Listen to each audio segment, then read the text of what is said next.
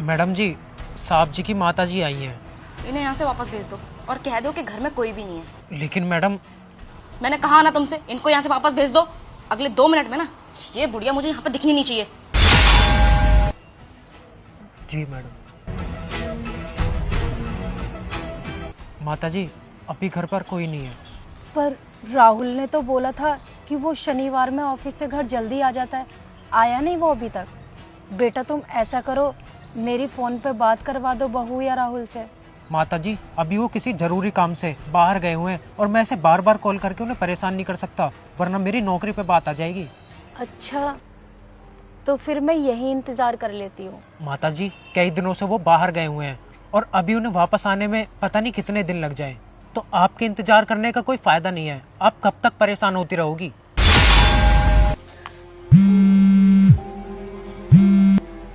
जी। ये बुढ़िया यहाँ से अभी तक क्यों नहीं गई है? इन्हें जल्दी भेज यहाँ से। माता जी, अब आप जाइए, मेरी ड्यूटी का टाइम हो रहा है।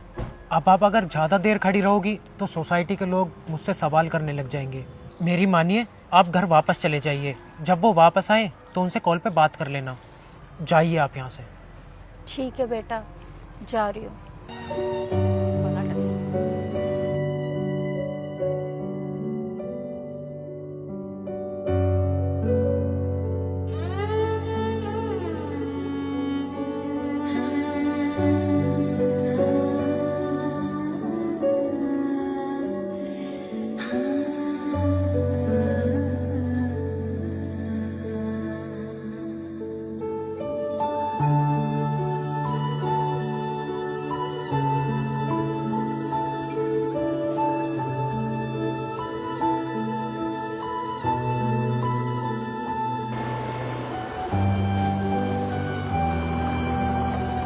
माँ,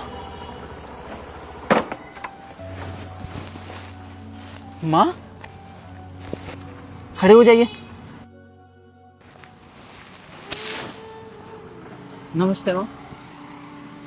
अरे माँ, आप यहाँ पर कब आई और आप घर में अंदर क्यों नहीं गई? देखना आपको कितनी ठंड लग रही है, आप यहाँ पर क्यों सो रही हो? चलो खड़ी हो जाओ, मेरे साथ घर चलो। अरे गेट बंद है, ये सिक्योरिटी गार्ड कहाँ चला गया? वैसे माँ, आप एक बात बताओ, आप अंदर क्यों नहीं गई थी? यहाँ आपको इतनी ठंड लग रही है, आप इतनी ठंड में बाहर क्यों लेटी थी? ना आपने मुझे यहाँ पर आने से पहले बताया? हर बार तो आप मुझे बता देती हो। बेटा, वो मेरा फ़ोन ख़राब हो गया था और मैंने यहाँ गार्ड को बताया तो उसने बताया कि तुम लोग कहीं गए हो, कुछ दिन बाद आओगे। क्या? मैं बाहर गया हूँ? लेकिन मैं तो कहीं भी नहीं गया। फिर इसने तुमसे झूठ क्यों बोला? तुम रुको, अभी बताता हूँ मैं इसे। अभिषेक, अभिषेक, इधर आओ। जी साहब, क्या हुआ?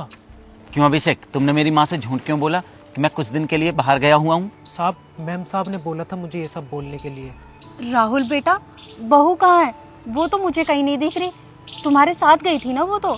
माँ, मैं आपको सब बताता हूँ, आप जरा मेरे साथ अंदर चलिए।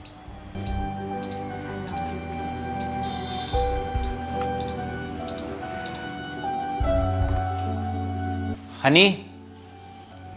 अरे आ गए आप? मैं आपका ही वेट कर रही थी। सामान पैक कर लो। क्यों, हम लोग कहीं जा रहे हैं क्या? हम नहीं, सिर्फ तुम।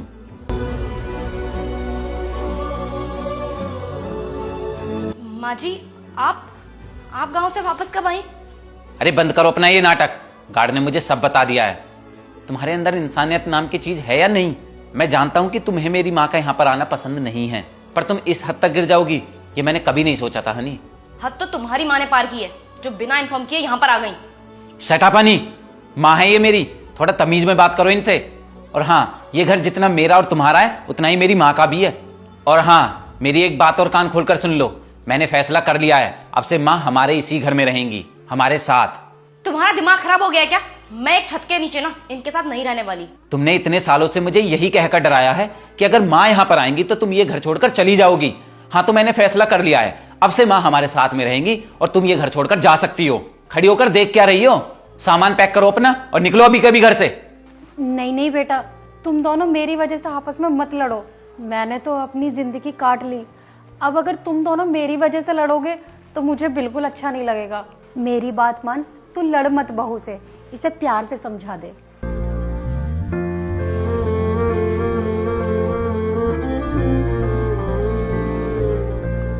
हेलो, नमस्ते मम्मी जी। मम्मी जी, आपकी मुझे एक हेल्प चाहिए थी। बोलो बेटा। आपकी बेटी ने आज मेरी मम्मी को ठंड में बाहर मरने के लिए छोड़ दिया, और वो भी सिर्फ इसलिए क्योंकि वो मेरी मम्मी के साथ एक छत के नीचे नहीं रहना चाहती। अब मैं इस कंफ्यूजन में हूँ, इसको अपनी माँ के पास इस घर में रखूँ या इसको इसकी माँ के पास इसके घर भेज दूँ। मेरी बात कराना सुन रही है वो? आप बोलते रहिए। बेटा, सिर्फ इतना कहूंगी कि मैं भी किसी की सास हूँ। अगर तेरी भाभी मेरे साथ ये सब करे जो आज तूने अपनी सास के साथ किया है, तो क्या तब भी तेरी नजरों में तेरी भाभी सही होती? फैसला तेरा है बेटा, बाकी तू खुद समझदार है।